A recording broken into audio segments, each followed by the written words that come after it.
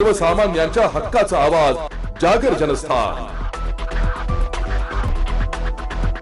Smart मीटरच्या अर्धवट बदलामुळे रीडिंग आणि बिल वाटपात अडचणी येत असून ठेकेदार एजन्सीची नाशिक रोड विद्युत भवन कार्यालयात लेखी तक्रार केली आहे।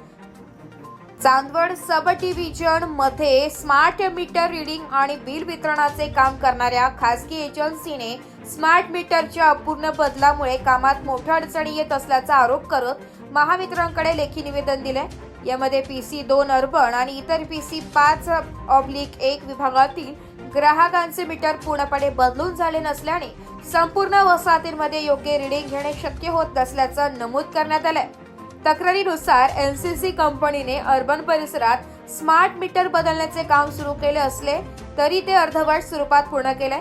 650 ग्राहकांपैकी केवळ 300 ग्राहकांचे मीटरच बदलले गेले असून उर्वरित मीटर जुन्या स्वरूपात आहे।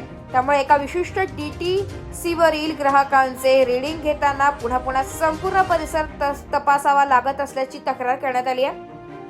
एजन्सीने म्हटले की पूर्वी 1911 ग्राहकांची रीडिंग एका ठराविक वेळेत पूर्ण होत असे, परंतु आता केवळ 100 ग्राहकांचे रीडिंग घेण्यासाठीही तितकाच वेळ लागत आहे। यामुळे कामकाजाची गती मंदावली असून 23 दिवस रीडिंग पूर्ण करायला लागतात। एजन्सीने म्हटले आहे की आम्हाला काम करायची तयारी आहे, पण अशा अपूर्ण आणि त्रासदायक परिस्थितीमुळे काम करणे अवघड आहे। मीटर बसवणाऱ्या NCC कंपनीने ज्या DTC अर्धवट सोडल्या त्यांची यादी तयार करून त्यांच्याकडूनच काम पूर्ण करून घ्यावे, अन्यथा पुढील महिन्यापासून आम्ही अर्बन परिसरात रीडिंग घेऊ शकणार नाही। शेवटी एजन्सीने मागणी केली आहे की जोपर्यंत सर्व स्मार्ट मीटर पूर्णपणे बदलून होत नाही तोपर्यंत ग्राहकांचे रीडिंग जॉब वेटिंग बिलिंगला टाकण्यात यावे। जेव्हा सर्व मीटर बदलले जातील तेव्हा एकाच वेळेस सर्वांचे ऑटो रीडिंग करता येईल। महावितरणाने याबाबत लवकरात लवकर ठोस निर्णय घ्यावा अशी अपेक्षा एजन्सीकडून व्यक्त करण्यात आली आहे। अंबड आणि शहर विभागांमध्येही अशाच अडचणी भासत असल्याचंही यावेळी नमूद करण्यात आलंय। जागर जनस्थानकरिता संदीप नवसे, नाशिक।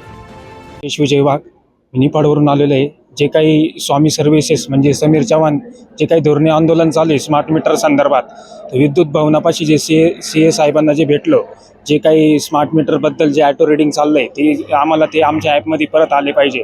जे विद्युत भवनात जे आंदोलन चालू आहे ते पूर्ण आंदोलन आमचं ते हे झालं पाहिजे, सक्सेस झालं पाहिजे आणि आमच्या मुलांचे जे जॉबमध्ये जे काही येत नाही, जे आम्हाला काही रेट परवडत नाही किंवा बिल वाटपचे रेट परवडत नाही ते वाढून दिले पाहिजे। आणि जे धरणे आंदोलन आमचं जे स्मार्ट मीटरचं जे आहे ते पूर्ण स्मार्ट मीटर बसवल्याशिवाय आमचं काम काढून घेतलं तरी चालेल, पण जे ते अजून स्मार्ट मीटर बसवले नाही ते आमचं जे ऑटो रीडिंग जात आहे ते आमच्या परत ॲपमध्ये आले पाहिजे, असं आमच्या जॉबला परत आले पाहिजे। नंतर सगळे स्मार्ट मीटर बसवा, मग आमच्या पूर्ण जे काम आहे ते पूर्णपणे बंद करा अशी आमची मागणी आहे।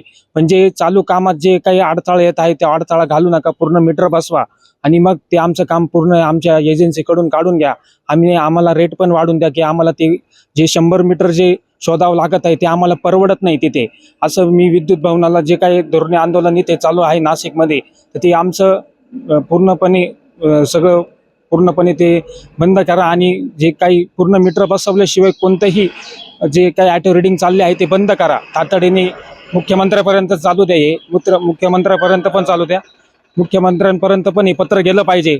आणि म्हणूनच मी स्वामी सर्व्हिसचे मंगेश गाडे असतील त्यांच्याकडून पण मी आश्वासन देतो का हे पूर्ण बंद झालं पाहिजे आणि जोपर्यंत स्मार्ट मीटर पूर्ण बसत नाही तोपर्यंत हे ऑटो रीडिंग गेले नाही पाहिजे अशी आमची इच्छा आहे। आणि सगळ्या मुलांचे कामं जात आहे, त्यांचे पोट पाणी सगळं हे जे काय आहे ते आमचं स्वामी सर्व्हिसेसकडून आहे। जय हिंद, जय महाराष्ट्र।